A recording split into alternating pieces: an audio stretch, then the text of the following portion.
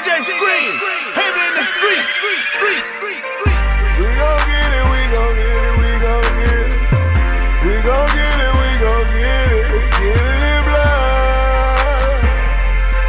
Get it in blood. We gon' get it, we gon' get it, we gon' get it. We gon' get it, we gon' get it. Get it in blood.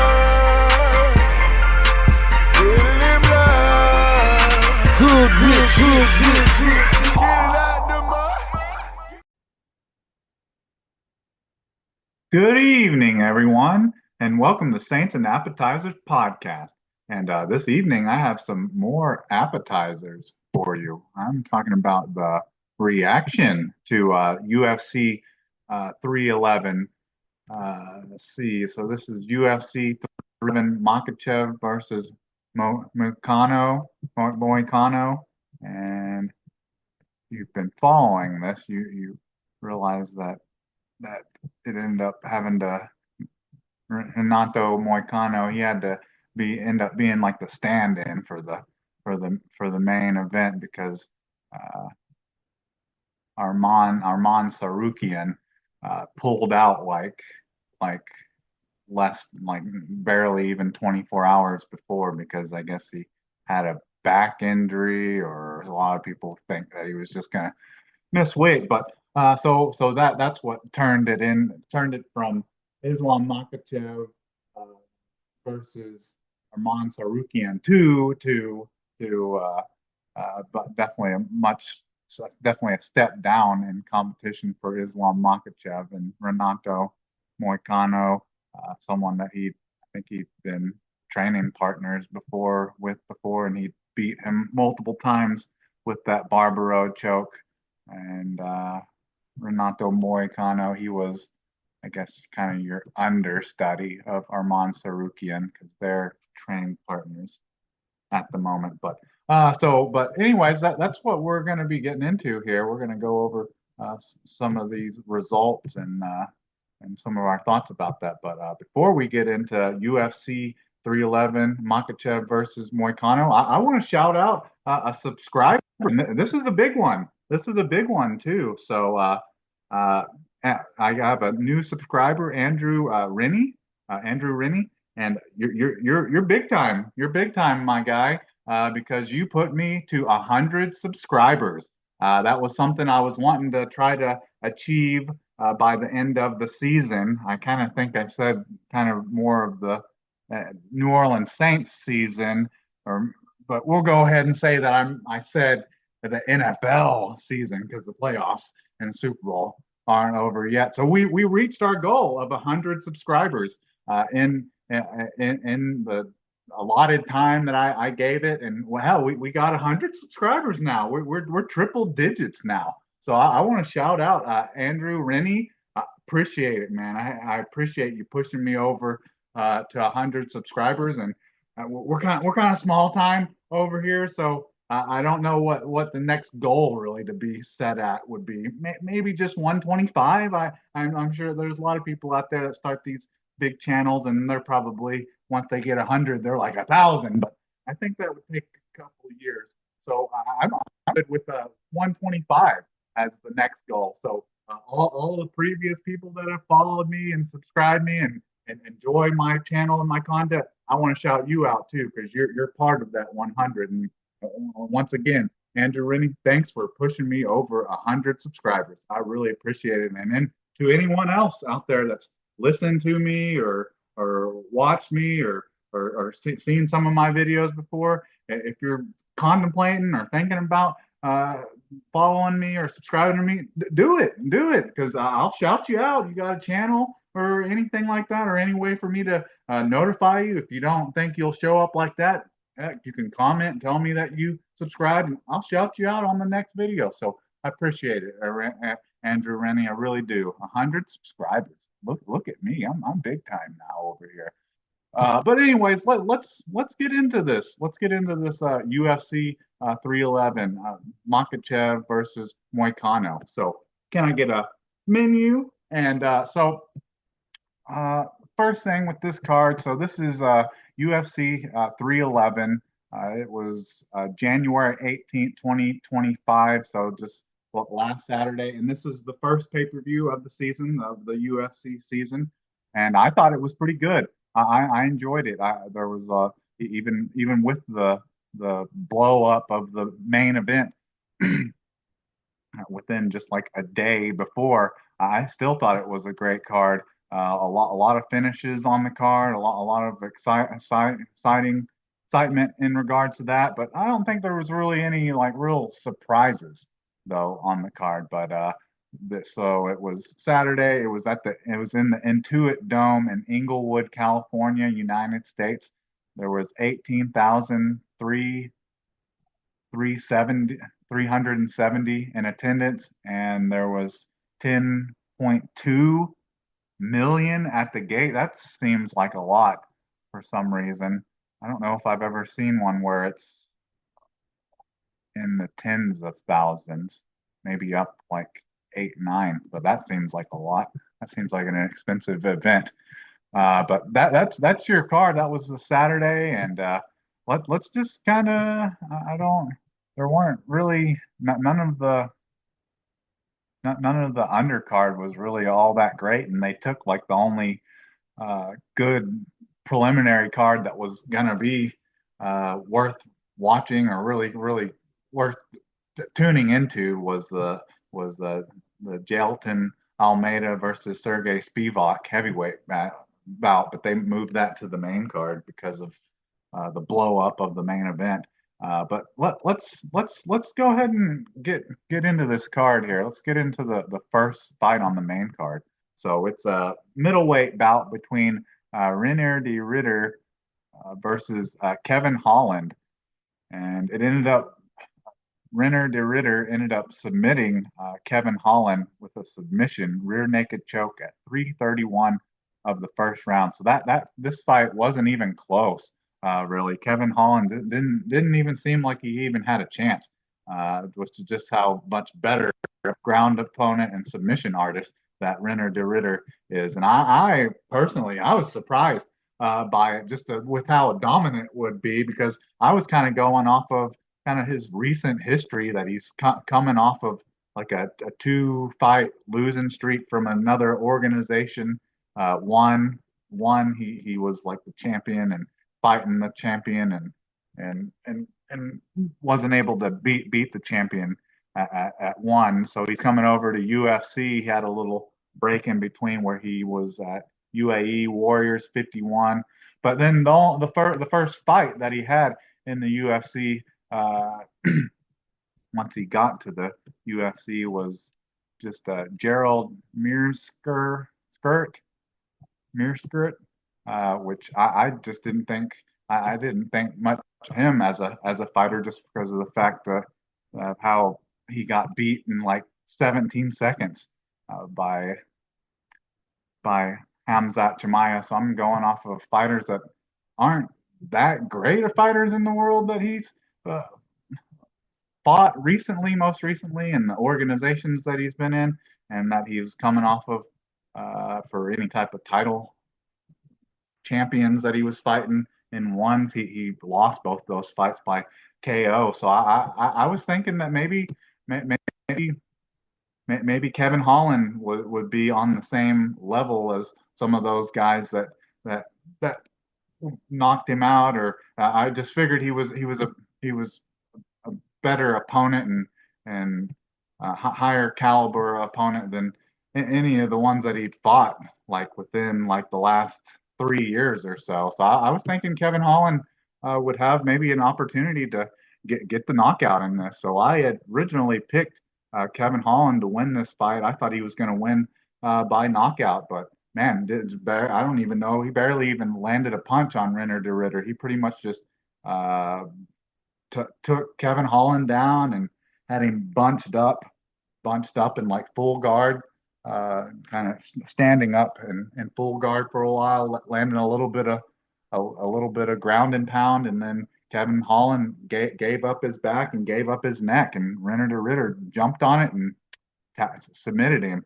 So Kevin Holland, he was talking about how he wants to fight 5, 6 times this year, but man, he's had a rough go of it lately. He was real exciting because he was fight anytime, anywhere type of guy, but he's lose two, win two, lose two, lose one, win one, lose two. Like, he's just definitely kind of what you call kind of a jag, a stepping stone, a can. Kind of is what it's kind of looking like. Like he's definitely cooled off a lot since his KO win over Ronald Souza, and that was all the way back at UFC 256, December 12th, 2020. Since then, he's been up and down, win lose. Definitely not that impressive. And if you're getting choked out and knocked out and things like that, I imagine it'd be kind of hard to fight 5, 6 times in a year, in a season. So I was impressed, honestly, with just how dominant Renner de Ritter was over Kevin Holland. So that starts us off as 0-1 on our picks to start the card. So let's move on to the second fight on this card, and it's the heavyweight fight that I was talking about, the heavyweight bout between Jelton Almeida versus Sergey Spivak. And Jelton Almeida ended up finishing this with TKO punches, some ground and pound at the 4:53 mark of the first round. And I originally predicted this fight. So we're gonna move into the the winners column here with this pick. I originally picked Jelton Almeida to win this, but I thought because both Hilton Almeida and Sergey Spivak are both very very tough, and neither one of them have ever been submitted in their career. And I think, yeah, neither one have been submitted, and both of them are pretty tough. Both of them are ground fighters. That's their style. Is like what is it? Like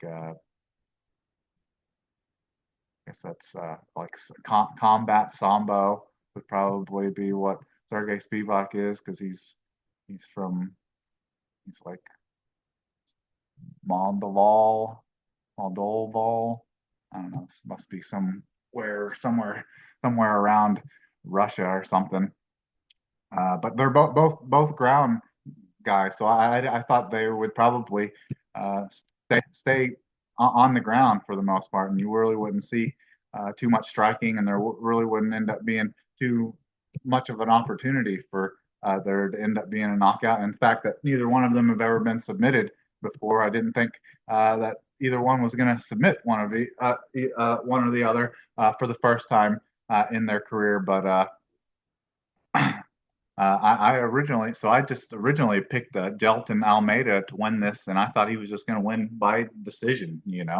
But no, it was a back and forth, and came to definitely a screeching halt type of end. The fight did, because Sergey Spivak, he was the one that took Jelton Almeida down first, and was trying a couple like folly type of just submission attempts and some ground and pound, and it looked like he was gonna hold Jelton Almeida down for like the entire round, but then it kind of got in a bit of a scramble, and Jelton Almeida was able to get back up, and he landed a good shot that got Sergey Spivak on the ropes, and ended up getting him down and getting on top of him, and finished him with some ground and pound. So that was an impressive win by Jelton Almeida, and just the the picture that you see, the sculpted. He's like a sculpted. He looks like an action figure, kinda. And there's not a huge a lot of like talent. It only take a, a short winning streak, a couple impressive knockout victories, and before you know it, if John Jones will allow you to have a to have a chance at the belt, a fight at the belt, then maybe you could get a shot at the heavyweight. But yeah, that that was an impressive victory for him, and an impressive opponent too, for him to do that to Sergey Spivak. So that makes us 1-1 on UFC 311. Let's see if we can continue to turn out a couple victories here. So let's go to on the third fight on the main card, we had Yari Prohaschek versus Jamal Hill, and that ended at 3:01 of the third round, TKO punches. Jari Prohaschek TKO'd, defeated Jamal Hill, and this was a good fight. I think it was the. I'm a little surprised that wasn't the fight of the night, but Jari Prohaschek did get a performance of the night bonus for it, but Jamal Hill didn't get anything extra. But yeah, this was a great fight. This was basically just like a kickboxing, Muay Thai boxing fight, and it was good. But it just seemed like Jamal Hill was just kind of a step behind, and just seemed kind of blocky and animatronical looking. Like his movements just didn't look real crisp or fluid. And Yari Prohaschek just beat him up for almost 3 full rounds.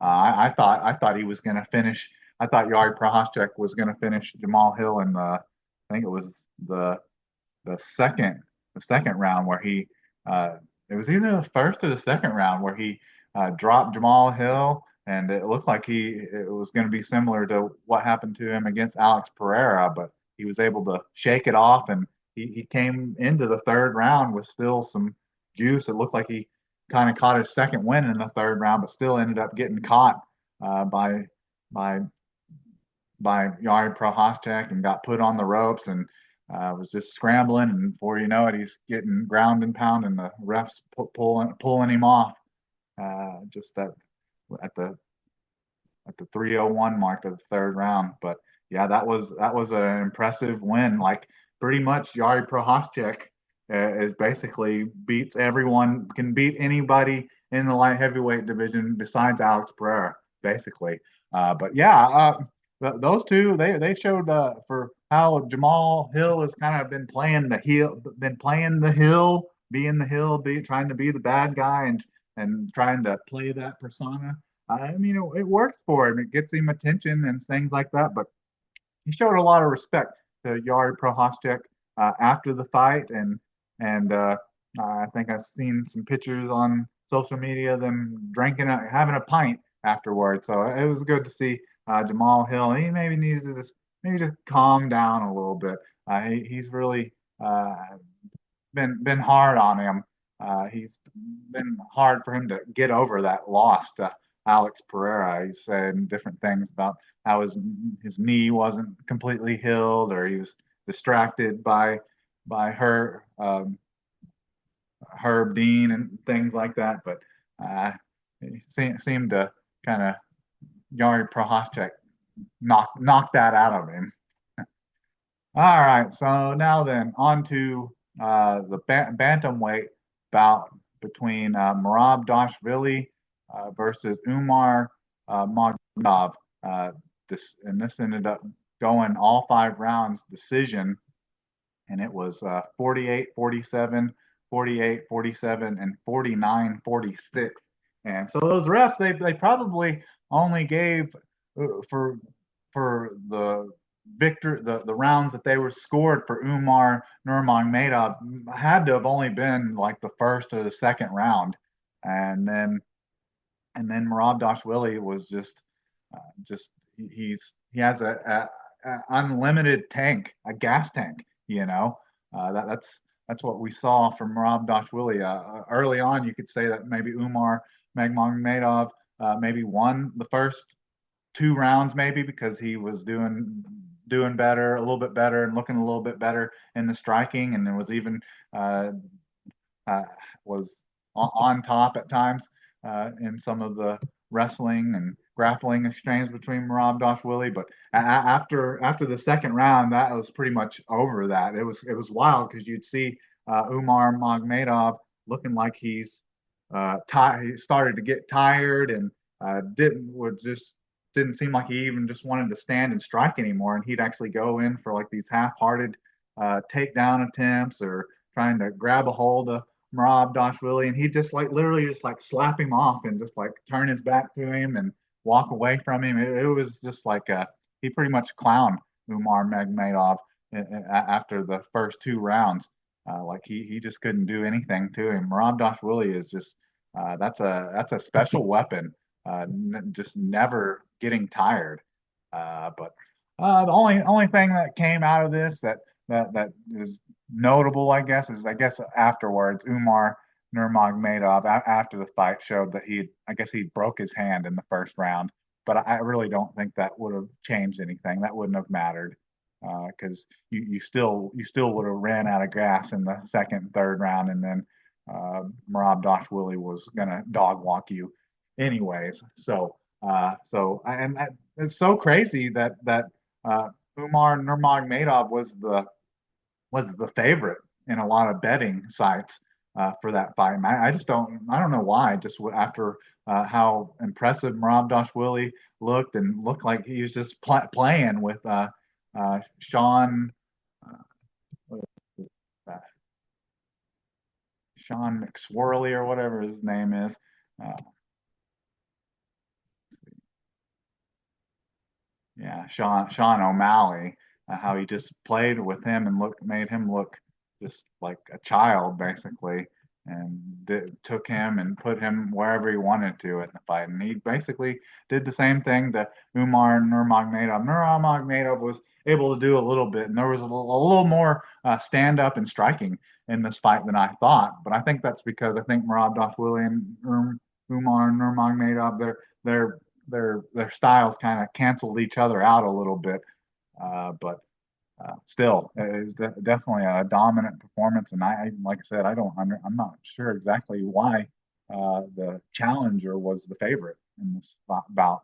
But anyways, on to the lightweight and the main event. Onto the main event, the lightweight championship bout between Islam Makhachev, the champion, versus the challenger Renato Moicano, who stepped in for Arman Sarukian, and that fight ended up ending in the first round, the 4:05 mark of the first round. And this was a wild fight just because of how it started off.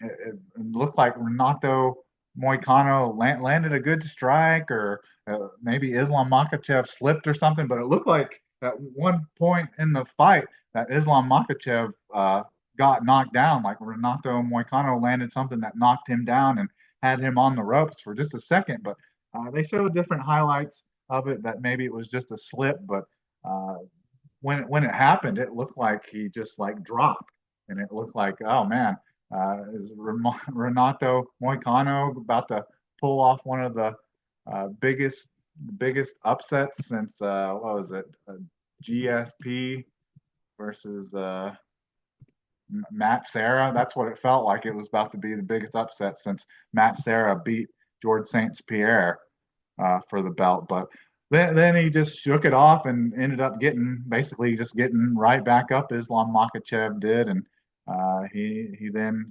played around and struck with Renato Moicano for a little while, and then he ended up just taking him down and doing your standard ground and pound and trying to get different submissions. And then, or Renato Moicano got caught in the Barbaro choke and submitted real quick. And I guess there's stories that in training sessions before Renato Moicano and Islam Makhachev, Renato Moicano has had a tendency to get caught in Islam Makhachev's submissions or chokes or that Barbaro choke. So it wasn't a big surprise to anyone. And just like the card overall wasn't a big surprise to anyone. The only thing that was really a surprise with me is that Kevin Holland wasn't more competitive. He got dominated. He looked as bad as Renato Moicano did against Islam Makhachev against Renner de Ritter. That was disappointing. But Other than that, I would say majority of the favorites win. And Marab Dashwili, he was my favorite. I was, like I said, I've mentioned a couple times. I don't know why Umar Nurmagomedov was the favorite. Marab Dashwili, who hasn't lost a fight since 2018 and is on like a like a 13, 14 fight winning streak. I understand that his fights sometimes aren't really very exciting, and he doesn't get a lot of finishes. But you can't disagree or just just solely off that he's on such a long winning streak and has never even really looked like he's ever been in danger in any of those fights. So he's dominant. But anyways, so that's UFC 311. UFC 311 Makhachev versus Moicano. Let's see. Let's go over the fight bonuses real quick, and maybe we'll try to get up out of here. So fight of the night was Merab Dashwili versus Umar Nurmagomedov, which I agree with that. I could see where that would be that, but I thought Yuri Prohaschek versus Jamal Hill was really good as well. Maybe they just don't want to give it fight of the night because Jamal Hill uh, lost and maybe isn't in the greatest graces of Dana White, but I could have easily seen that as the fight of the night. There's a whole main card was really good, honestly. The only thing, like I said, the only thing that really surprised me was just how uncompetitive Kevin Holland was. Renner de Ritter just owned him.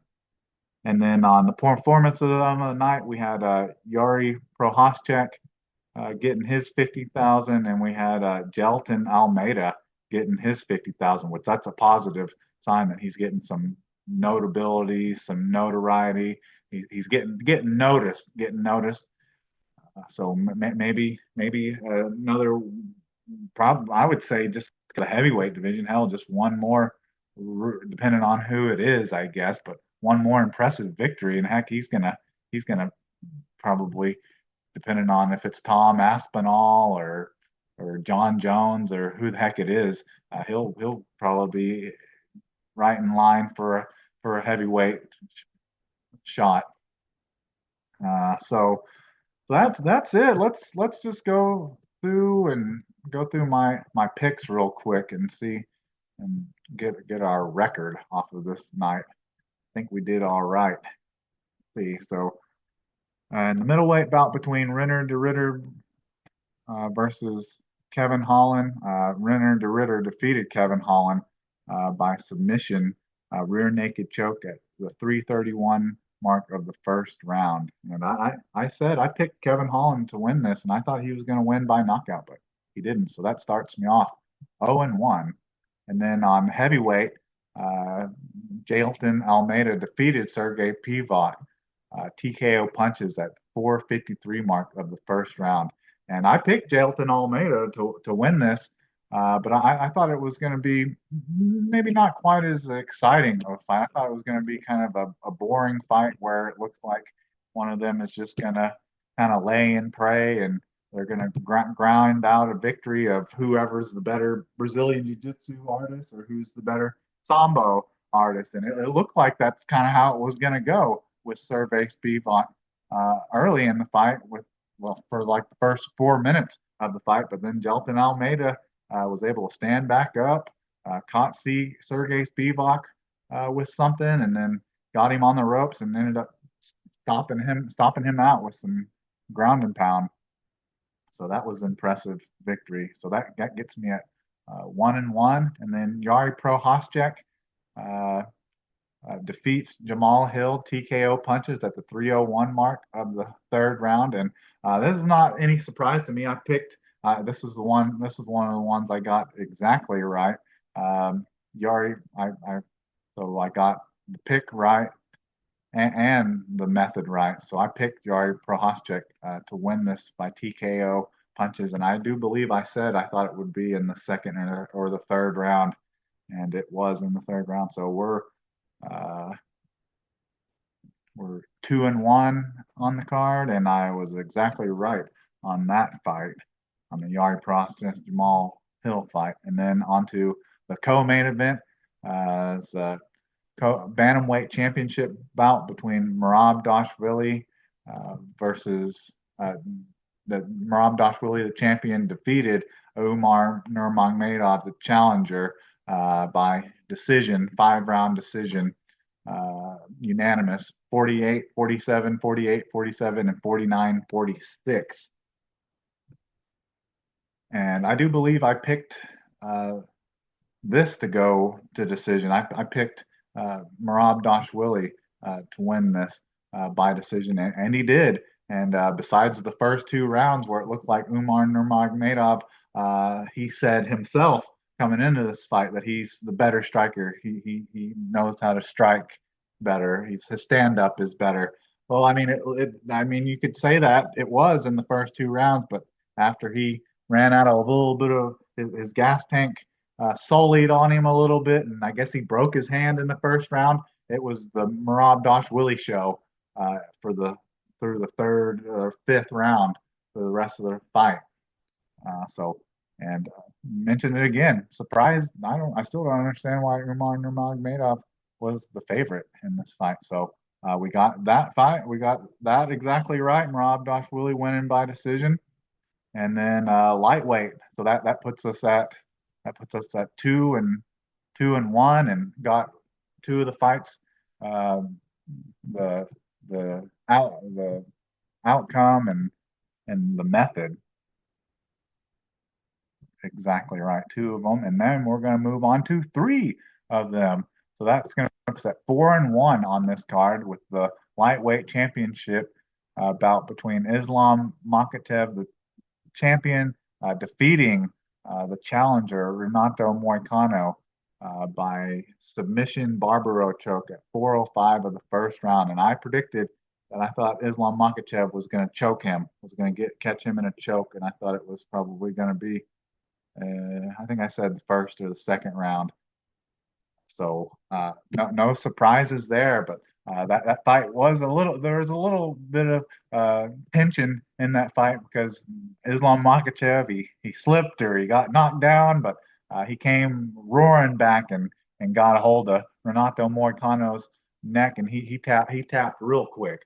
But anyways, I think that's about all I have for you this evening. I want to see who. So what are we looking at for UFC? UFC 312. It should be fun. UFC 312. Duplessis versus Strickland 2. Just the banter back and forth with these two should be fine.